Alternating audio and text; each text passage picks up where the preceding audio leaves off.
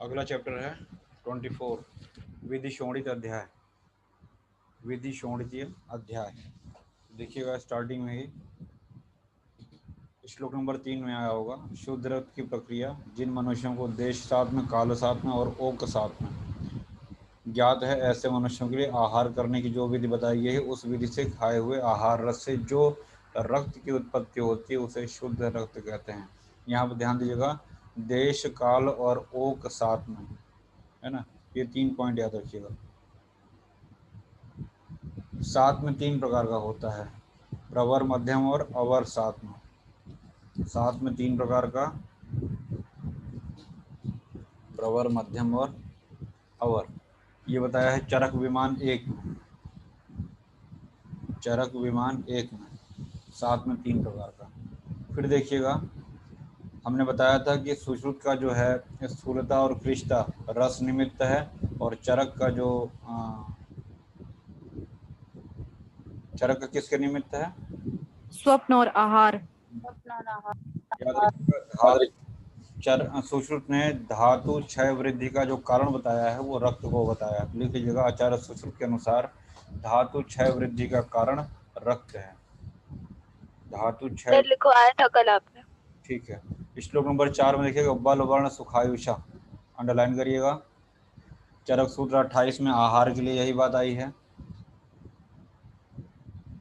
विमर्श में second line देखिएगा, तेषाम धातु नाम क्षय वृद्धो शोणित निमित्त, धातुओं की जो क्षय वृद्धि होती है वो शोणित निमित्त होती है। विमर्श की 6वीं लाइन 7वीं लाइन, देहस्य रुधिरम मूलम रुधिरेण धार्यते तस्माद् यत्नेन संरक्ष्य रक्तम जीवयति स्थितः, सुश्रुत सूत्र 14 मिला ऐसा श्लोक। देहस्य रुधिरम मूलम इम्पोर्टेंट श्लोक, रेफरेंस भी याद रखिएगा इसका। इसके बाद 5, 6, 7 इन सभी श्लोक में 8, 9, 10 में कुछ निदान दिए हुए हैं जो रक्त को दूषित करते हैं। वो क्या क्या हम सेवन करते हैं जिससे रक्त दूषित होता है, तो वहाँ तमाम चीज़ें हैं। दूषित मात्रा से अधिक, अतितीक्ष्ण, अतिउष्ण मदिरा सेवन से, है ना, इसी प्रकार के अन्य मादक द्रव्यों से, यानी कि अति सर्वत्र वर्जित है, मतलब बहुत आवश्यकता से अधिक मदिरा पान करना, बहुत तीक्ष्ण मदिरा का सेवन करना, उष्ण, ये सब चीज़ें। अधिक क्षार का प्रयोग करना, अधिक अम्ल रस, अधिक कटु रस, है ना, कुलथ है, उड़द है, मूली है, पिंडालू को अंडरलाइन करिएगा, मूली को, मूलक, कुलथ को वैसे भी हम लोग जानते हैं कुलथ अम्ल पित्त जराना नाम, तो कहीं कहीं पित्त को बढ़ाता होगा, तो पित्त और रक्त के गुण एक जैसे मिलते हैं, तो इसलिए रक्त को भी दूषित करेगा ये। आनूप, विलेशय और प्रसह मांस, जलज, आनूप, विलेशय और प्रसह मांस। फिर आया होगा देखिएगा, शरद ऋतु में स्वभावतः दूषित रक्त को न निकालने से, यानी कि शरद ऋतु में हम लोग जानते हैं कि पित्त का प्रकोप कब होता है? शरद ऋतु में होता है। पित्तम शरद निर्हरेत, ऐसा कहते हैं। पित्त को जो है विरेचन जो है शरद में करना। वही ये कह रहे हैं कि समय पे रक्त को भी निकालना चाहिए, क्योंकि रक्त और पित्त दोनों के गुण एक जैसे हैं, तो रक्त का भी शरद ऋतु में निर्हरण करना चाहिए। और साथ ही साथ स्वभावतः दूषित रक्त को न निकालने से, और श्रम से, अभिघात लगने से, शरीर और मन में संताप होने से, अजीर्ण में भोजन से, अध्यशन से तथा स्वभाव से ही शरद ऋतु में रक्त की दुष्टि, मतलब साफ साफ बोल दिया इन्होंने कि शरद काल में रक्त की दुष्टि होती है। ठीक है, अगर क्वेश्चन पूछा जाए किस काल में रक्त की दुष्टि होती है, तो शरद काल में रक्त की दुष्टि होती है।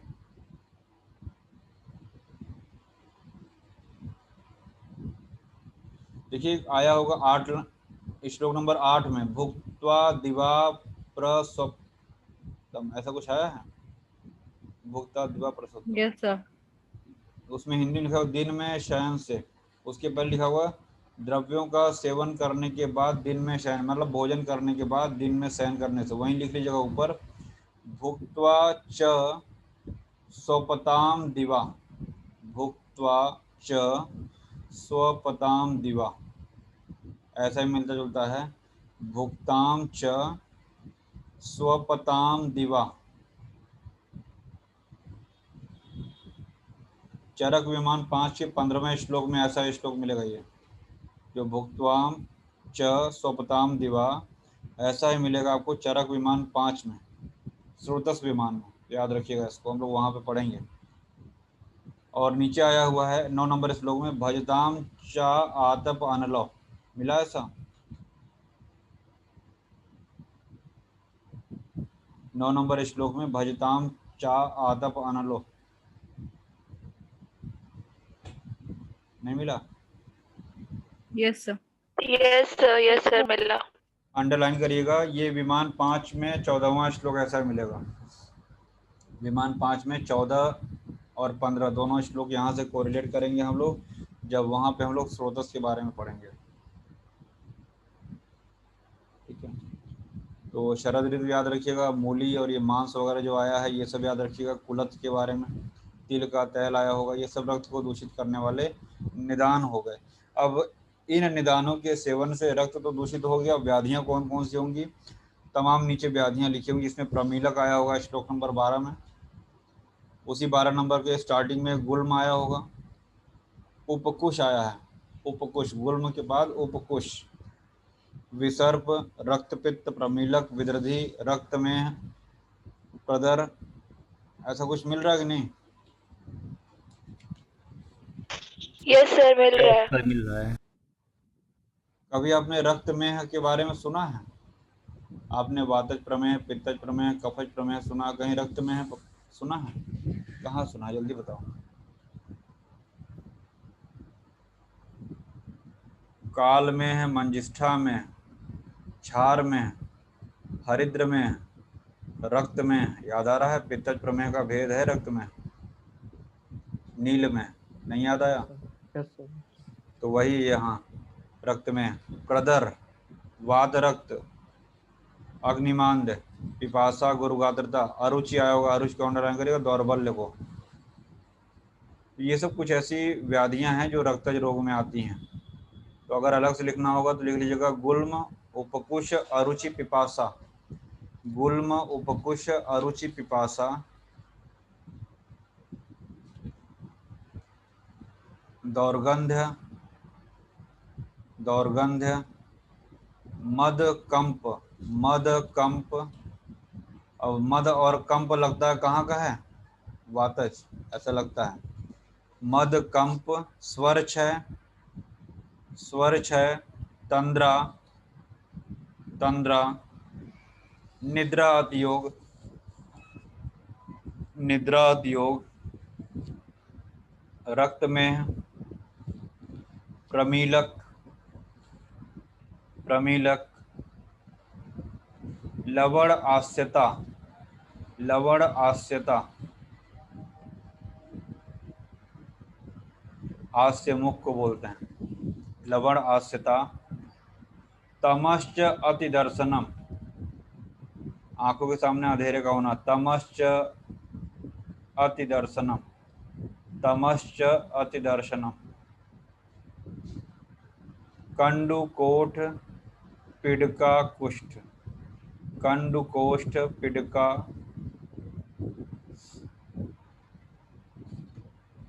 और एक और इम्पोर्टेंट है क्रोध, क्रोध। ये सब कुछ व्याधियां हुई जो कि रक्तज हैं। ठीक है, प्रमीलक में लिख लीजिएगा संतर्पण जन्य व्याधि भी हम लोगों ने पीछे पढ़ा था, प्रमीलक संतर्पण जन्य व्याधि। श्लोक नंबर 17 पे आइएगा। अनुपचय के द्वारा रक्तज रोगों का निर्णय, हमने आपको उपचय और अनुपचय बताया है। अनुपचय का मतलब होता है कि नेगेटिव इफेक्ट, उपचय का मतलब पॉजिटिव, आप मेडिसिन दे रहे हैं उसका पॉजिटिव रिस्पांस मिल रहा है, इसका मतलब क्या हुआ? उपचय, लाभ मिल रहा है। अगर लाभ के विपरीत हानि हो रही है तो वो अनुपचय हुआ। क्या लिख रहा है?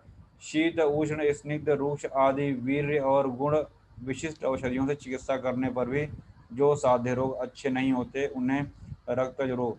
अब ध्यान दीजिएगा कि पित्त के गुण और रक्त के गुण लगभग और लगभग समान होते हैं।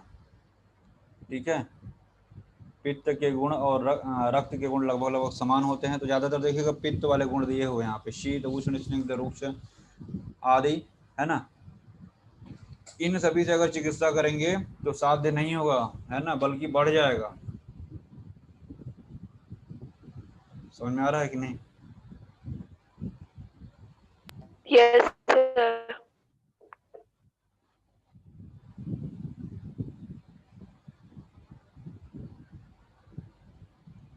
ये सारे के सारे गुण याद कर लीजिएगा, शीत, उष्ण, स्निग्ध, रुक्ष। तो एस एस दो ही याद रखिएगा, एस से शीत, शीत का उल्टा उष्ण, दूसरे एस से स्निग्ध, स्निग्ध का उल्टा रुक्ष। तो एस एस बस दो ही याद रखिएगा, इससे आप चारों लिख देंगे। और इस तरीके के द्रव्यों का प्रयोग करने से अगर जो रोग साध्य नहीं हो रहे हैं तो उनका मतलब आपने अनुपचय का प्रयोग किया। और हम जानते हैं ना, डायग्नोसिस बनाने में भी हेल्प करता है उपचय अनुपचय। तो एक डायग्नोसिस आपने बना लिया कि कहीं न कहीं ये रक्तज रोग हैं, क्योंकि शीत, उष्ण, स्निग्ध रूप से उनकी चिकित्सा हम नहीं कर पा रहे हैं। फिर रक्तज रोगों की चिकित्सा क्या बता रहे हैं, देखिएगा। सबसे पहले कुर्याद शोणित रोगेषु रक्त पित्त हरिक्रियाम, रक्त पित्त शामक चिकित्सा। तो रक्त पित्त हरिक्रियाम के ऊपर एक लिखिए, रक्त पित्त हरिक्रियाम के ऊपर एक लिखिए। विरेक उपवास, विरेक के ऊपर 2 लिखिए, उपवास के ऊपर 3 लिखिएगा। श्रावण शोणितस्य, रक्त मोक्षण करेंगे, रक्त का विश्रावण कराएंगे, 4 नंबर लिखिए। तो कुल कितनी क्रियाएं हो गई?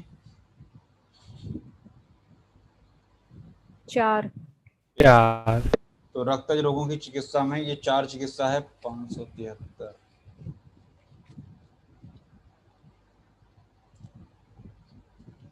इसके बाद पुरानी किताब हो 573 खोल लीजिए।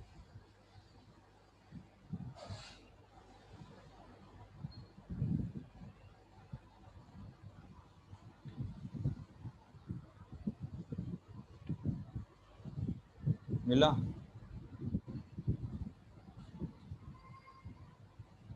यही यस सर। यही चैप्टर वो बच्ची कह रही थी कि सर 28वां चैप्टर जो है वहाँ पे नहीं उपलब्ध है।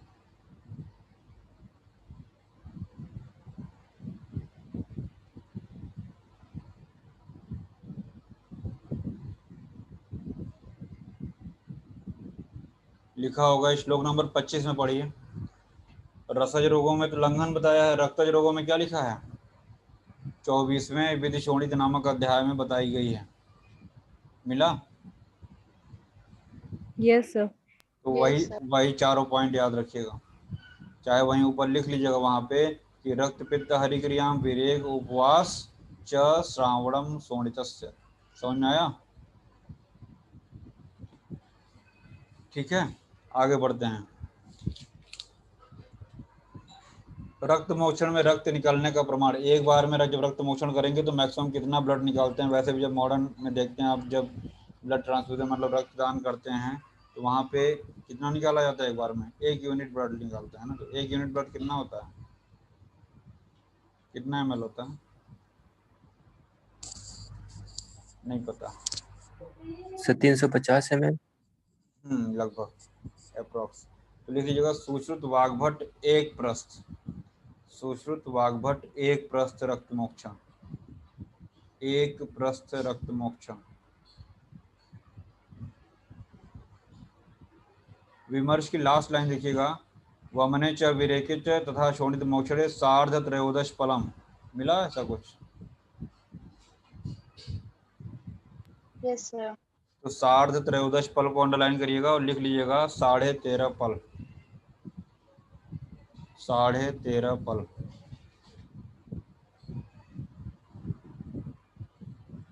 एक प्रस्थ में कितना फल होता है?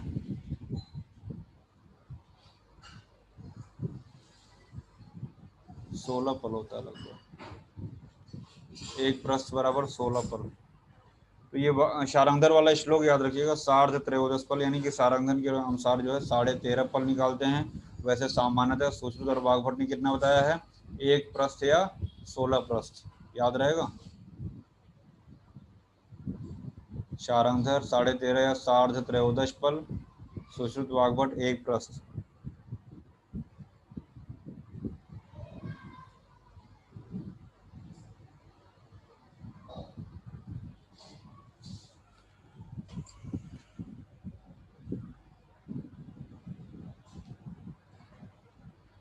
अगला जो विमर्श है, मिला? 20-21 नंबर श्लोक का विमर्श मिला कि नहीं मिला?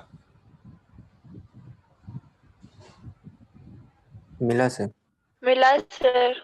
ध्यान से देखिए, बहुत पूछा जाता है पीजे में ये, हालांकि हम लोग सुश्रुत में पढ़ेंगे, लेकिन यहाँ से पढ़ लीजिए, वहाँ पर रिवाइज करेंगे। चौथी लाइन में आइएगा जहाँ लिखा है तत्र, समझिएगा, यही इंपॉर्टेंट है, अभी तक जितना हम पढ़ाए सबसे इंपॉर्टेंट यही है। तत्र लिखा हुआ है, तत्र फेनिलम अरुणम कृष्णम परशम तनु शीघ्रम, ऐसा कुछ लिखा हुआ है। Yes, sir. तो याद रखिए, जहाँ पे वातेन दुष्टम लिखा हुआ है वहां पे एक लाइन खींचिए, जहाँ वातेन दुष्टम, वहां दुष्टम के बाद एक लाइन खींच दीजिएगा। मतलब कि फेनिल अरुण कृष्ण परुष तनु शीघ्रम और अस्कंदी है, स्कंदी को वहां पे अ बना लीजिए, अस्कंदी, जो कोगुलेट नहीं करता है, तो रुकता नहीं है, तो अस्कंदी। ऐसा जो रक्त होगा वो कैसा होगा, वात से दूषित होगा। समझ में आया? बोलो, ये वात दूषित रक्त Yes. के लक्षण है। इसके बाद देखिएगा, नीलम पीतम हरितम श्यावम विश्रम अनिष्टम पिपीलिका माक्षिका, और ये भी क्या है, अस्कंदी है, च पित्तेन, वहां भी एक लाइन खींच दीजिएगा। वैसे हो गया?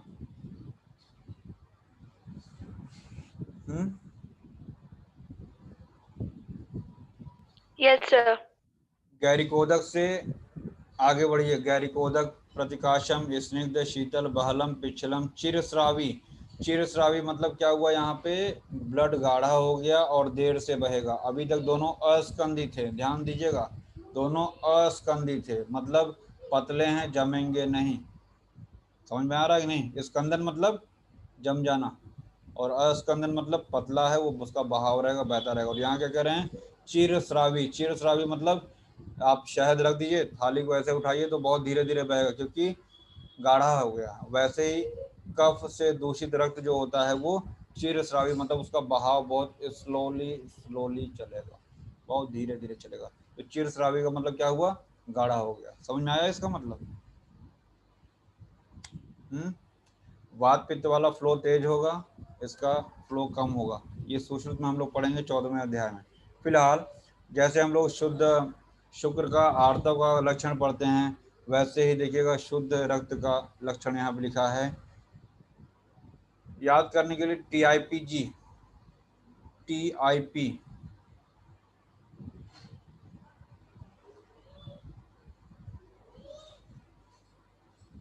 या TIG कर सकते हैं, TIGP, TIGP। टी से तपनीय, आई से इंद्रिय, जी से गोपाभम, और पी से पद्मालक्तम। हालांकि श्लोक ही याद कर लीजिएगा, तपनेन्द्र गोपाभम पद्मालक्तम सन्निभम गुंजा फल सवर्णम च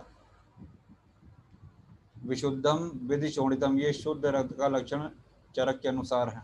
मिला कि नहीं?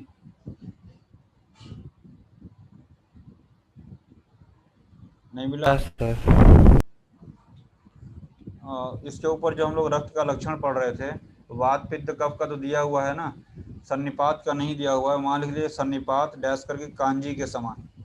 सन्निपात से दूषित जो रक्त होगा वो कांजी के समान होगा, सन्निपात कांजी के समान।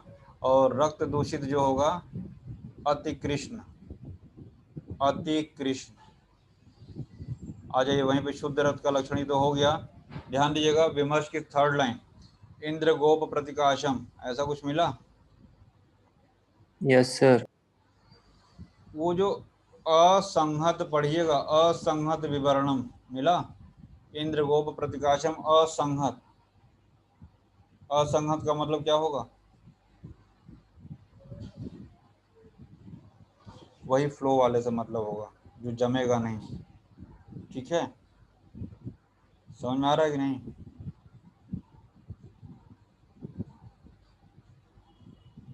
उसका संहरण न होने पर असंहत, वहां पे जोड़ लीजिएगा। ये शुद्ध रक्त का लक्षण चरक के अनुसार और सुश्रुत के अनुसार, दोनों के अनुसार इम्पोर्टेंट है। उपशय को साथ में कहते हैं और उपशय के विपरीत अनुपशय को असात में कहते हैं, ये भी याद रखिएगा। रक्त मोक्षण करा दिया आपने, रक्त मोक्षण के बाद क्या करेंगे, इसके लिए श्लोक नंबर 23 देखिएगा। अशुद्ध रक्त के निकल जाने पे जो अन्नपान न अधिक गर्म हो, न अधिक ठंडा हो, हल्का हो, लघु, अग्नि को प्रदीप्त करने वाला हो, ऐसे अन्न का सेवन कराएंगे। नाति उष्णम नाति शीतम लघु दीपनम। लघु और दीपन इंपॉर्टेंट है, रक्त मोक्षण के बाद आप ऐसे आहार का प्रयोग करेंगे। बहुत इंपॉर्टेंट है, पूछा जाता है कि रक्त मोक्षण के बाद क्या स्थिर नहीं रहता है? रक्त अस्थिर रहता है। मिला? रक्त स्थिर नहीं रहता है। बोलो भाई। Yes, sir.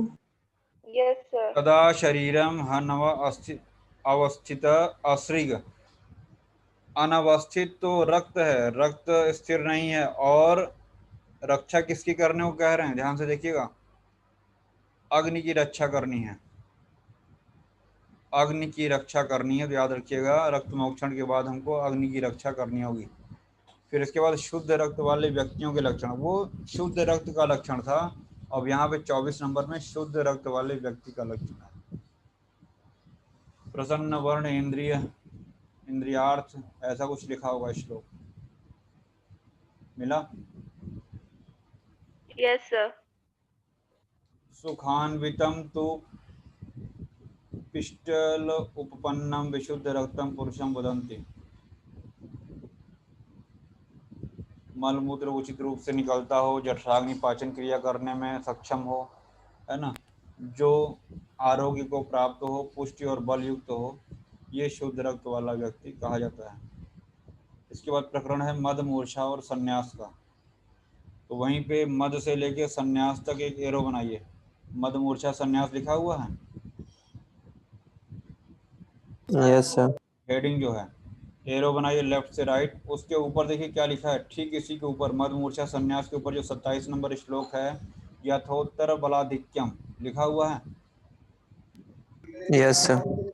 इसका मतलब हुआ मद से मूर्छा, मूर्छा से संन्यास, क्रमशः बलवान होते चले जाते हैं। तो एक एरो बनाइए, बलाधिक्य लिख लीजिएगा। समझ में आया क्या बता रहे हैं? Yes, sir. फिर इसके बाद मद मूर्छा और संन्यास रोग की संप्राप्ति देखिएगा। मलिन आहार, है ना, आत्मा रज और मोह से युक्त हो जाती है। आत्मा जो है, ध्यान दीजिएगा, यदा तो रक्त वाहिनी रस संज्ञा वाहिनी च पृथक पृथक समस्ता वा श्रोतांश कुपिता मला मलिना आहार शील से रजो मोह आवृत आत्मनः। यहाँ से इन्होंने कैच किया है, आत्मा रज और मोह से युक्त है। ऐसे पुरुष के शरीर में जो कुपित वात पित्त कफ अलग अलग समस्त दोष की रक्त रस और संज्ञा 3 नाड़ी है। क्या स्रोतस समझ सकते हैं उसको? रक्त व स्रोतस, रस व स्रोतस और संज्ञा वाही स्रोतस, इन 3 स्रोतस का इन्वॉल्वमेंट है। कौन कौन सा है? RRS, रस रक्त और संज्ञावाही स्रोतस का इन्वॉल्वमेंट है मद मूर्छा संन्यास में।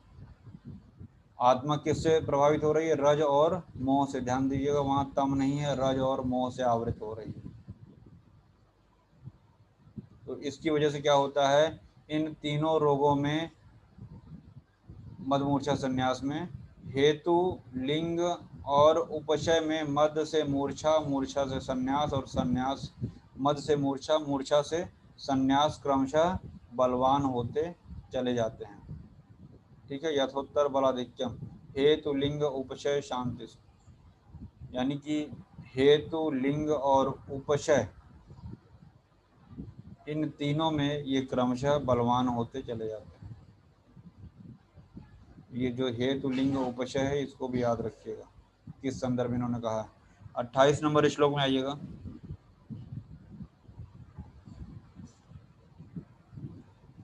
अपने कारणों से प्रकुपित वायु दुर्बल मन के स्थान हृदय या मनोवाही स्रोतस में प्रवेश करता है। मन का स्थान हम लोग जानते हैं, हृदय चेतना स्थानम उत्तमम।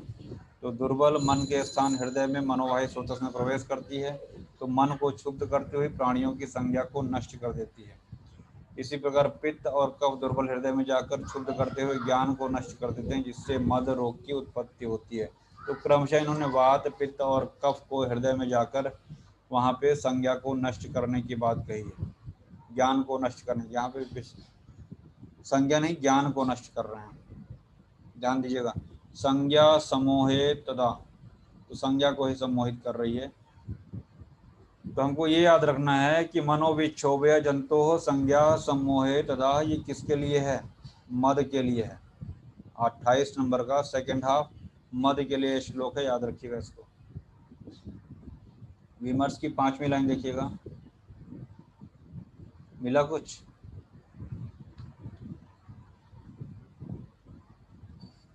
विमर्श की 5वीं लाइन मिला? Yes, sir. Yes, sir. बताया फिर। Yes, sir. 30 नंबर श्लोक में देखिएगा, अब इनके क्रमशः अलग अलग मद के भेद हम लोग देखेंगे। 30 नंबर में देखिएगा, सारी चेष्टाएं चंचल और अव्यवस्थित होती हैं। वाद का गुण क्या होता है? चंचलता होते हैं, है ना। सब अस्त व्यस्त, ऐसा कुछ वाद का है ना। तो ऐसा ही कुछ है।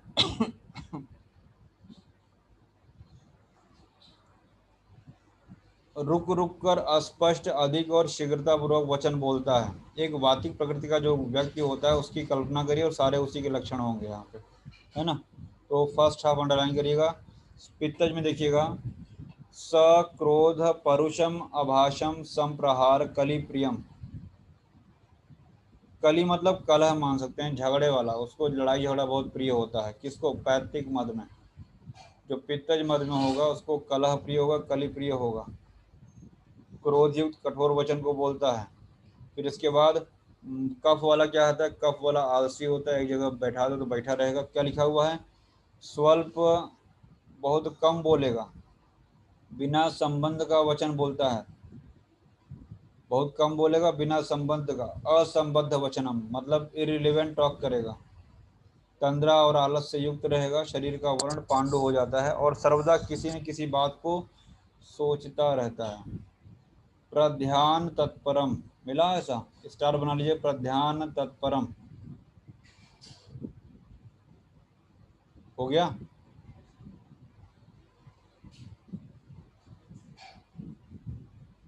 Yes, sir. याद रखिएगा, प्रध्यान तत्परम श्लेषमज मद का लक्षण है। सन्निपात में देखिएगा, तीनों के लक्षण मिलेंगे। मद का स्वरूप क्या? ये सभी प्रकार के मद विकार मदिरा पीने पर जो मद होता है उसी के स्वरूप के होते हैं। ये शीघ्र ही उत्पन्न होते हैं, शीघ्र ही अच्छे हो जाते हैं। जायते शाम्यत क्षिप्रम मदो, मध्य मदाकृति मतलब जो मदिरा के पीने पे जो एक लक्षण आते हैं वही आप समझ सकते हैं सन्निपातज मद का स्वरूप होता है। तो क्षिप्रम को अंडरलाइन करिएगा, यहाँ पे लिख लीजिएगा ऊपर। चरक मद 4 VPKS, VPKS। अष्टांग हृदय और शारंगधर 7, अष्टांग हृदय शारंगधर 7, VPKRS, VPKRS, मध्यज और विषज, मध्यज और विषज लिख लीजिएगा। नरः पतति काष्ठवत, नरः पतति काष्ठवत, नरः पतति काष्ठवत। मूर्छा का लक्षण, मूर्छा का लक्षण, मूर्छा का लक्षण। सुश्रुत, सुश्रुत। श्लोक नंबर 45 44 खोलिए जरा। 44 मिला? संन्यास की संप्राप्ति।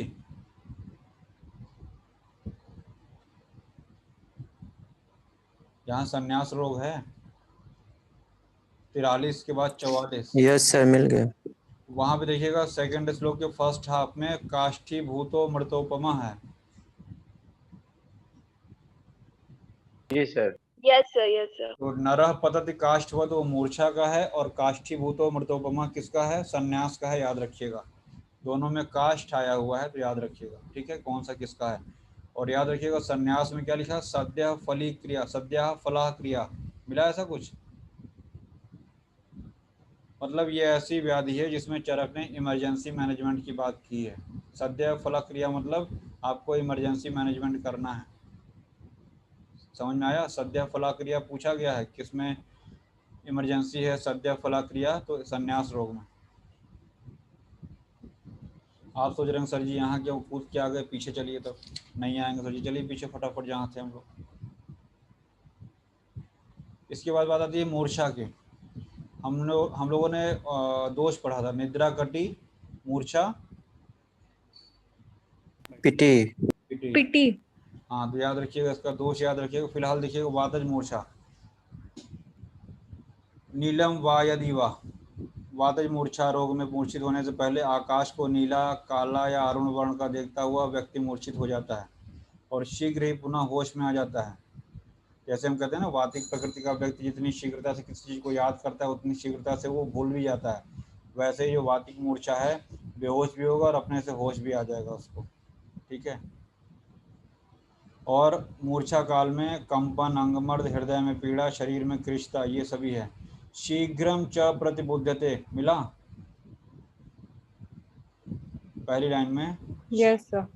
मतलब शीघ्रता से वो दोबारा अपने कॉन्शियस हो जाता है। नीचे देखिए 37 नंबर श्लोक में लास्ट में क्या आया है, सस्वेदः प्रतिबुध्यते, मिला।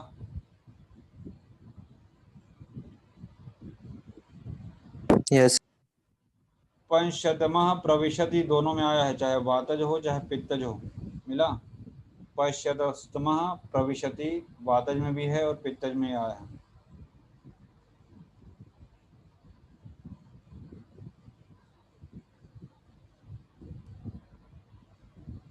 नहीं मिला। Yes, sir. मिला। 38 नंबर श्लोक में देखिएगा, रक्त पीता कुलेक्षण, इसको अंडरलाइन करिएगा, और संभिन्न वर्चा, इसको अंडरलाइन करिएगा, संभिन्न वर्चा। फिर कफज में भी पश्यस्तमः प्रविशति, मतलब तीनों में आया हुआ है। ये पश्यस्तमः क्यों आया है कि वो धीरे धीरे अंधकार में जा रहा है, तीनों में जा रहा है, लेकिन उस अंधकार में जाने के पहले वो आकाश को किस वर्ण का देख रहा है ये बताया गया है, तो ध्यान रखिएगा।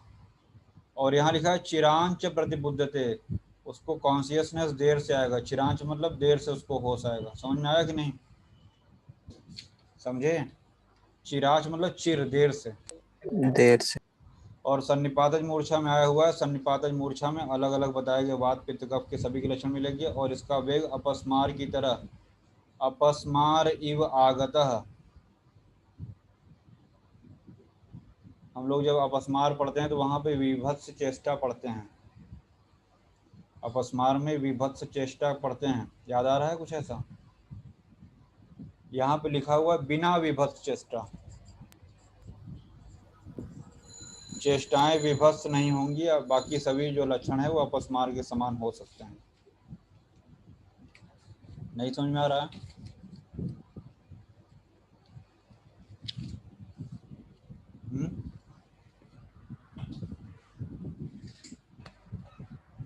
अपस्मार के समान सन्निपातज मूर्छा के लक्षण होंगे, एक्सेप्ट विभत्स चेष्टा। बोलो।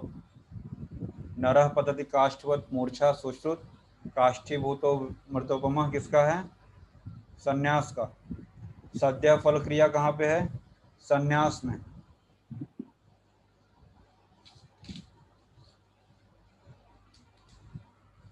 श्लोक नंबर 54 देखिएगा, 54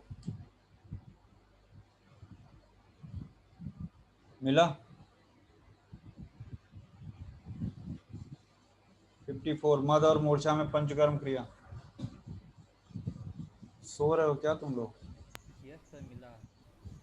वहीं पे लिख लो, संन्यास लिख के क्रॉस कर दो, संन्यास लिख के क्रॉस कर दो।